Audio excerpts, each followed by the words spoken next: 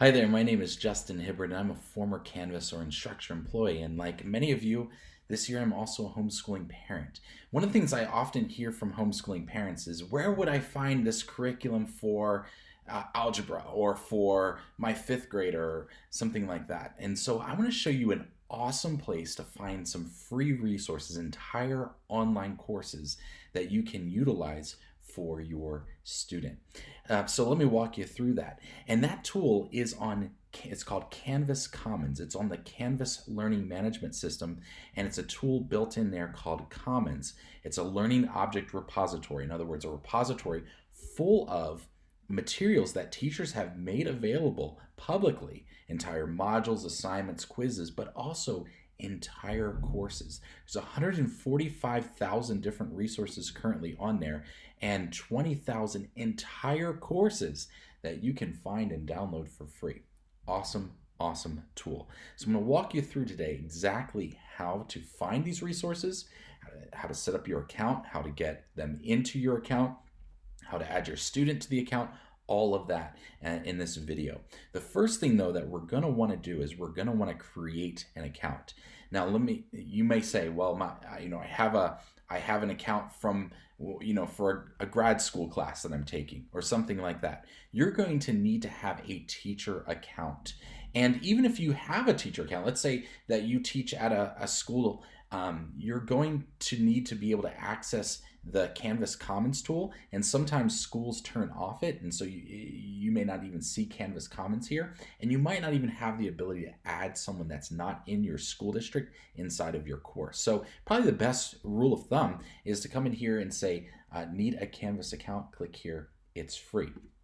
So we'll do that, and we'll say I'm a teacher, and then we'll say get a free Canvas account, fill in this information, just make up a school name if you want, call it your last name in the school, and then click the next button. You'll probably get some marketing material from Canvas, some emails and things like that. You can unsubscribe if you want, but that is how to create your accounts. That's simple. And then your account is free indefinitely. So you can have, there's some space limitations, but it's a very generous account and it has all of the bells and whistles that other teachers have. So then once you create your account, you'll be in your dashboard. Your dashboard's going to look blank as you start off. You're going to have, nothing will be in here. So the first thing that we're going to want to do is we're going to want to create our new courses. And by doing this, we're creating course shells.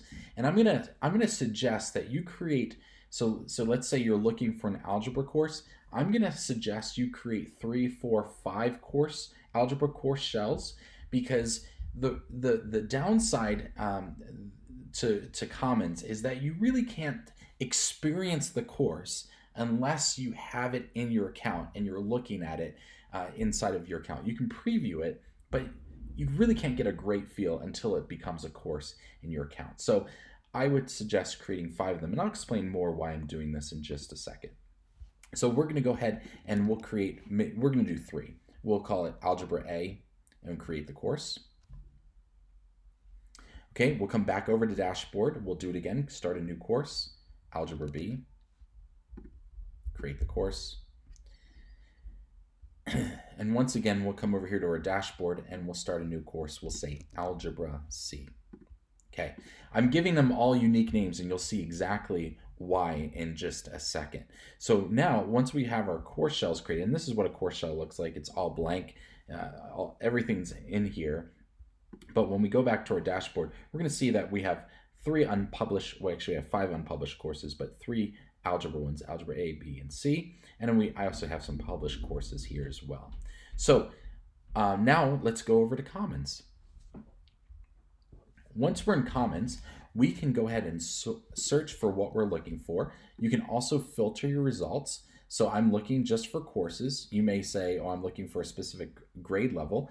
You can even search for open textbooks. So resources that are linked to open textbooks, you can do that as well. We'll go ahead and say algebra. And now we can also sort this by most relevant, latest, most favorited. I'm going to sort by most favorited. And we'll see here how many times this has been downloaded. And we'll also see here how many times it's been favorited. Okay. So, oh, and also I want to make sure that I say courses. I don't want to see everything. I just want to see courses. Okay, sweet. All right, looks like the most favorited one was this one. So I'm going to start off with this one. We'll click it, the link, and now we can see a preview. It'll show up here in just a sec. Awesome. This looks like an awesome course. So I'm going to go ahead and import this into my course shell. So we'll go ahead and import this, and we'll say Algebra A, and we'll import it into the course. Depending on the size, this is 86 megabytes, might take a few minutes to import, so be patient. If you go back and you're like, there's nothing in my course, that's why. It's just taking a bit of time.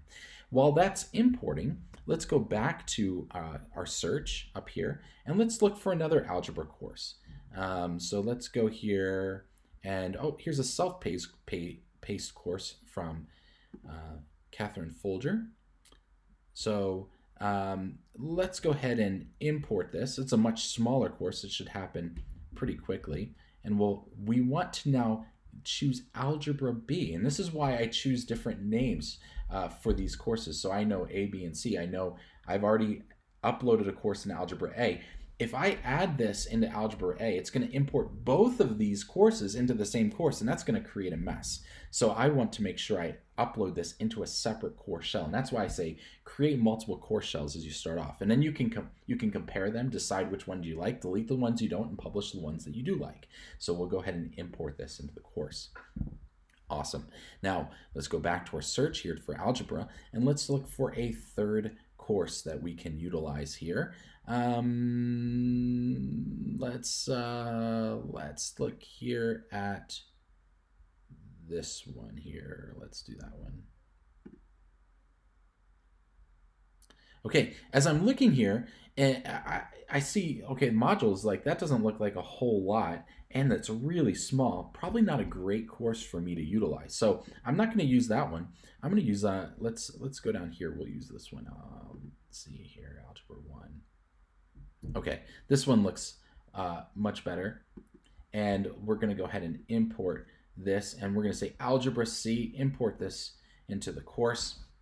And there we go. Now, let's take a look at our dashboard. We should have 3 courses here. And this, and let me just refresh this. Okay, so it looks like it may still be importing. And let's take a look at Algebra C here, see if this is something that we would want. Okay, let's say that, hey, this is not really what I'm looking for. How do I delete this course? Real simple. Come down here to your settings, and just come over here to the right side and say delete this course. That's it. And now we should just have an A and a B now. Okay, perfect. Our A course, I don't think has finished updating yet. And so if we go back to our dashboard, it may take a second. It's a pretty large course. Once you have your course done, you're ready to go, what you want to do is you want to hit that publish button. So after you've evaluated, you decide which one you're going to keep, which one you're not. The one you keep is the one you're going to want to publish. Without publishing it, your student's not going to see it. Okay? And so the first step to getting our course going, we'll go ahead and publish that button. Looks like I'm just going to wait a second for it to update. That course, by the way, is a really good course, that first one I updated. So if you're looking for an algebra course, man, that's the way to go. Now, let's say you want to edit your course. So you look here, you're like, well, I'm not Miss Folger, and that's not my picture. How do I edit this course? Well, you're going to click the edit button. And there's so many things and nuances and bells and whistles to Canvas. I can't possibly talk about them in this video, but I will show you how you can find ways to learn how to use Canvas, and once you learn it, it's awesome. But it's simple to edit you just edit this, and you can make any of the content in here your own. If you look in here and you want to add exercises and assignments, you can do that. If you want to put due dates on assignments, you can do that. You've now have complete control over this course. You're probably wondering, but will Miss Folger know? Am I messing up her course? No, because what you've done is you've created a copy. Miss Folger has, out of the kindness of her heart, made her course completely public and available. You've simply made a copy of that. Now, if she updates her course, you're going to see a notification saying that she's created an update. Do you want to apply the update? You can choose to do it or not. So, maybe she changes the picture on her front page, and she's made that update to that course. You're probably not going to want to apply that update because you don't really care about that picture. You want your own picture. So that is how Commons works. And by the way, she doesn't know that you've downloaded it, this into her course. She doesn't see any of that. So feel free to make it your own. I'm going to go ahead and delete this course. This is not the course that I want. The real course that I want is this course right here. And we're going to go ahead and publish this course just by clicking that button. You'll see here it's now published. If you want to change the name of your algebra course, just go over here, go down here to settings,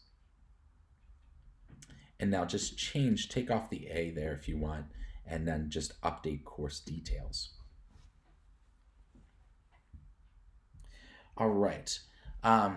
Last thing that you're going to need to do with your course to get your student in it is you're going to have to add them. And so to do that, click on the people button, come over here to the plus people, and then add their email address to your to here, and make sure the role is a student. Okay, so you're gonna need to do that last step. Now, if they have, like, let's say they're taking some courses at another school and their other school uses Canvas, they're actually going to have to log into 2 different accounts for their course, because these courses live on with the school. So in this case, this is a free account. This lives at your home school, whereas their courses that they might be taking, like a physics course or something like that, will be in a different Canvas account. So you can use their same email address if you want, but they're going to have to log into 2 different places to see their courses. That's a limitation of modern learning management systems. And so that's something to know. Now, one other, the last thing that I want to share with you is, Canvas is a very powerful tool. It is the world's largest, or it's the most used learning management system that's out there. And I would highly recommend utilizing this platform, because it's great. Students can just move right through the course. And one other thing I forgot to tell you: if you want to see what this looks like from a student perspective, hit the settings button, come over here to student view, and now you'll see this big purple screen will be shared here. And now you can walk through this just like a student would. So you can say weekly lessons. Oh, sweet. Okay, now I'm gonna. It should take you to the modules. The modules are a great place to look at. Okay, there's a video. Awesome. And now I come down here to the next. Looks like this is tied to California state standards. Awesome. So now we have this. Click next. All right, and now we have our lesson, and we can click next. And you just move through it that way. So really neat way to see this from a student perspective. We can leave the student view and go back into it as a teacher. Okay, now I was telling you about Canvas. If you're like, I don't know how to use Canvas, I don't know anything about it. So here's a suggestion for you, a little tip. Start a new course, call it Intro to Canvas. Come back over to Commons and search for Intro to Canvas, and search for course. And I'm going to highly recommend this one right here, Canvas 101 Intro to Canvas. It's dated August 2020. It's September 2020 when I'm creating this video. And that's important because Canvas does update its code on a regular basis, so you want to make sure that it's updated. But take this course, import this course into your Intro to Canvas course, import it there, and I'll show you what this course looks like. This is the course, and it is an awesome course, and you can walk right through it and learn how to use this platform. Just a little pro tip: if you're looking to make some extra money in your life, Canvas instructor hires uh, Canvas experts to go around and they'll fly you out to school districts and have you do training, because schools pay a lot of money for Canvas trainers, or you can be your own Canvas consultant. There is a lot of money to be made because this is an important platform for schools, and they're always paying for training and always want training. So a great resource for you. Anyways, I hope this video has been helpful. I wish you the best as you and take on the endeavor of homeschooling, but want to make sure you know about these awesome resources that are available. One thing to keep in mind is that some of these courses are tied to a textbook, and so you want to, if that's the case, you'll either need to grab that textbook or maybe use a different course. So just keep that in mind. But I wish you the best, and thank you so much for watching.